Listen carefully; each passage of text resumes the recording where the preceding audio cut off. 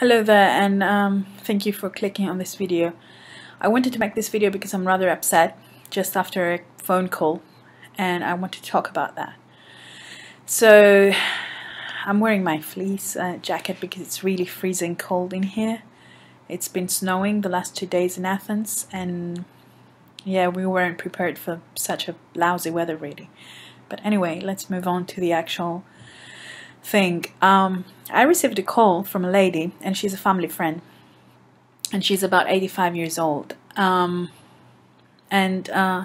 she wanted me to promise to her that I'm gonna do something. And I said to her, okay, what is it that you want me to promise that I'm going to do? Just tell me and I'll see if I can promise that. And she said, oh, you're cautious. And I said, of course I'm cautious. I cannot promise that I'm going to do something without knowing what that something is going to be. And the thing that she wanted me to promise is that I'm going to be left half of what I am. So basically she wanted me to promise that I will lose half my weight. That was her issue. And of course I told her that I'm sorry, I cannot promise that because I do not believe in that, and I do not want to lose half my weight, and I do not get it why you would ask me such a thing. And a great debate started with her telling me that fat people are pariahs of this world and they are never accepted, and there is great discrimination and it's a hard life to live. She's chubby herself, by the way, and if I want to be happy I need to lose weight. And well, I told her, you know, there is a great discrimination against fat people. That is true. There are a lot of fattists out there, a lot of racists out there, but this is not my problem that I should be solving. This is their problem, and they should be solving it by becoming different people, by stop being discriminative against, you know, other social groups. And she wouldn't get it.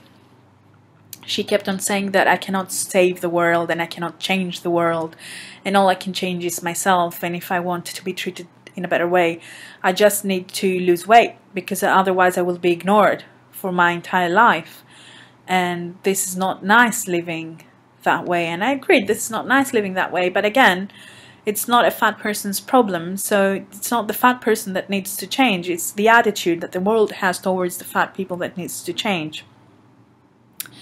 She wouldn't get it, and the discourse soon afterwards went to the, well, then do you feel that you're the only person who's right and everybody else is wrong?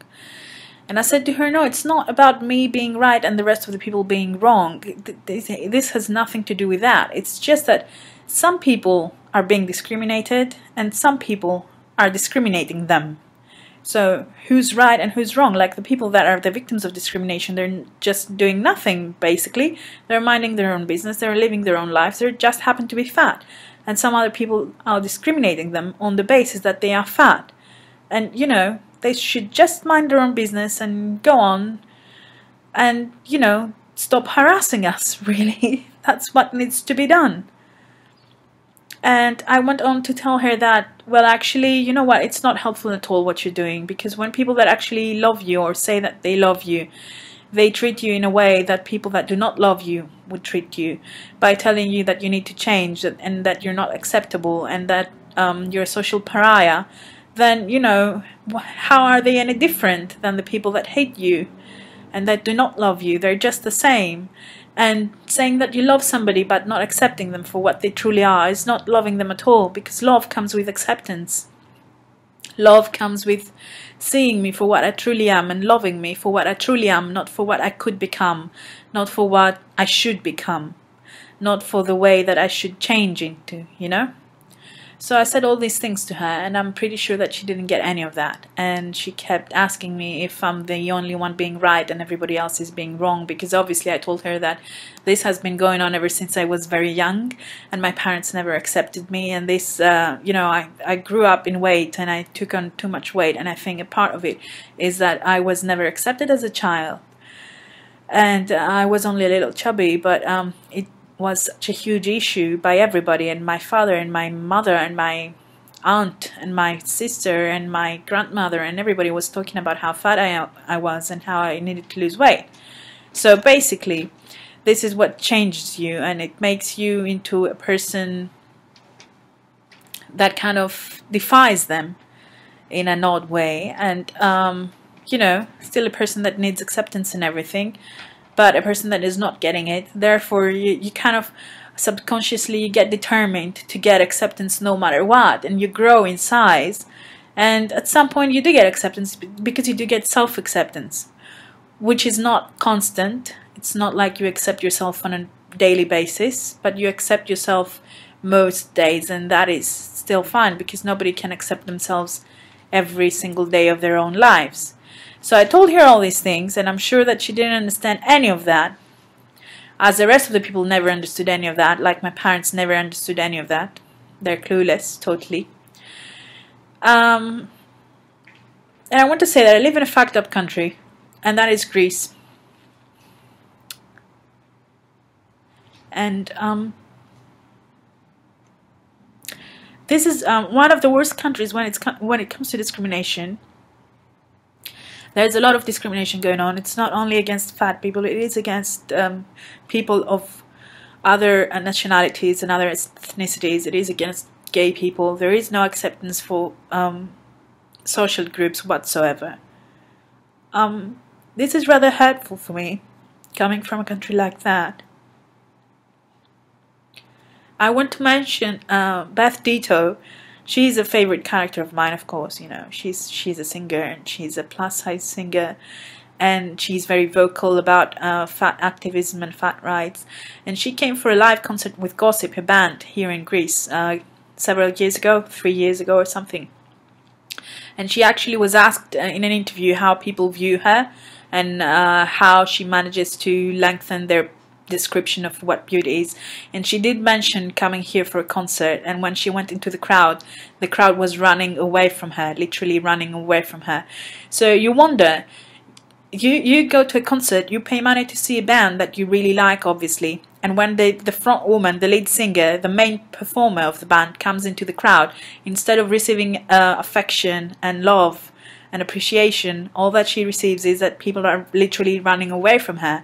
I mean, go figure what levels of discrimination there are in this country. This is a country where people actually feel that they can give you feedback, like you're walking on the street and you receive abuse for no reason at all. People are going to comment on you. The women that are working in the stores and the clothing lines and everything, if you dare to walk in there, they're gonna look down on you and they're gonna treat you like shit, basically. And you know, it is really horrible. Friends and family, they comment on your weight all the time. It's like they haven't seen you for a long time.